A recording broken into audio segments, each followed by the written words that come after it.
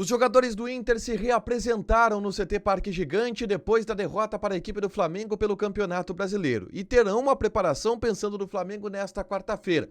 Inclusive, esta atividade já teve a presença dos jogadores que serão titulares pela Libertadores da América, em um time que já está encaminhado pelo técnico Roger Machado. A gente fala também a respeito do clima de pressão da torcida em cima do Internacional, dando uma resposta efetiva ao que Roger havia interpretado de outra maneira em entrevista coletiva. Falaremos também sobre o movimento colorado em busca de um estudo para um novo modelo de gestão e a possibilidade de, enfim, virar uma SAF.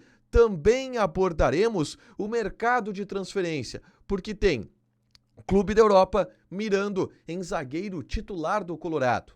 Esse é o Diário do Inter KTO desta segunda-feira, 18 de agosto de 2025.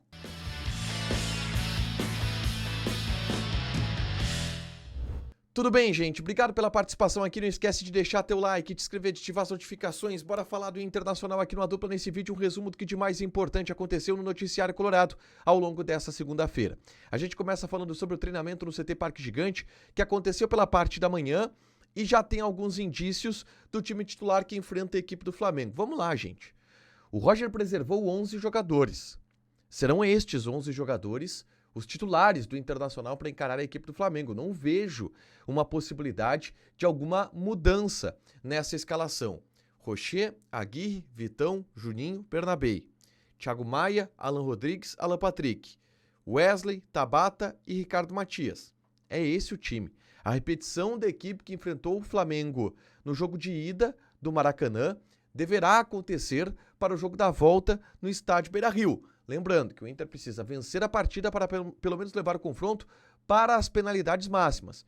E pelas preservações que aconteceram no final de semana, a tendência é muito grande de Roger, de fato, repetir aquela equipe de quarta-feira. Eu não vejo nenhuma chance de alguma novidade, de alguma surpresa nessa escalação, tá?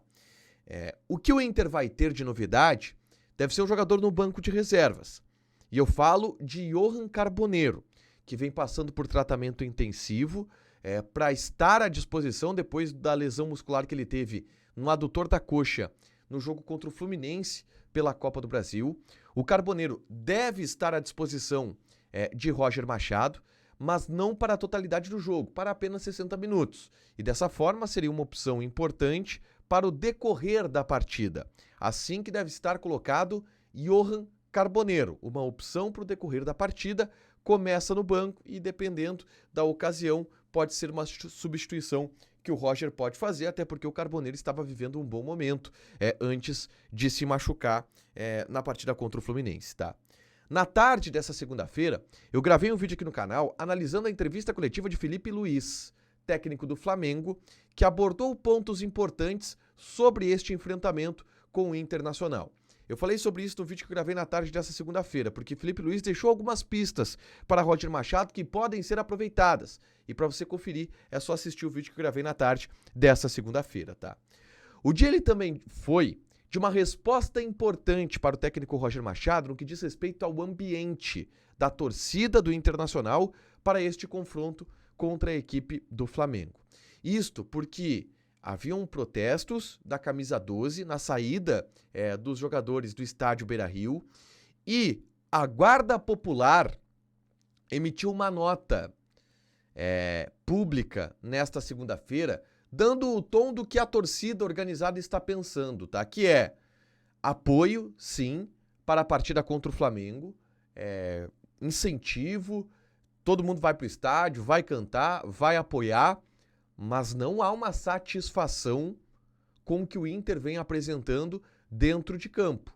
Ao contrário do que o próprio Roger falou na entrevista coletiva ao ser questionado pelo Alexandre Ernest, do Vozes do Gigante, se o incentivo da torcida ao final do jogo, e que o Roger havia mensurado como um apoio da torcida e um voto de confiança, não era uma pressão, na verdade, da torcida, justamente em fato da atuação do time não estar contentando aos torcedores. E o Roger deu essa resposta aí.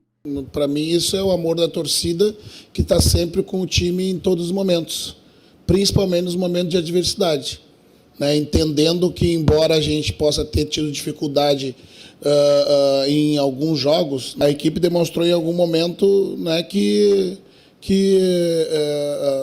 é aguerrida, né, que quando consegue, tenta colocar a bola no chão e jogar, né, as dificuldades dos adversários que nós estamos jogando e o nível da competição que a gente está.